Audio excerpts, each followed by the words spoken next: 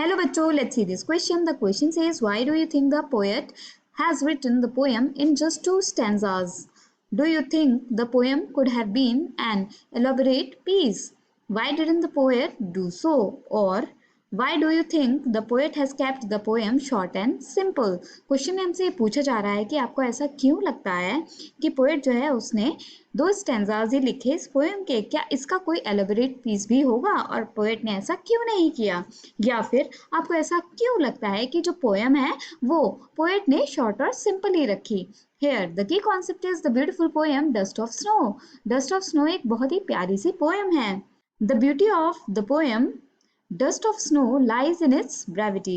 Though the poem could have been elaborated, the poet didn't do so, as he was able to bring out the larger significance of this small and simple incident very vividly in just two stanzas. Hence, he didn't feel the need for any further elaboration. तो बच्चों, dust of snow poem जो है वो बहुत ही beautiful है और इसकी जो ब्यूटी है वो उसकी ब्रेविटी में है, मतलब कि उसके ब्रीफ डिस्क्रिप्शन में है.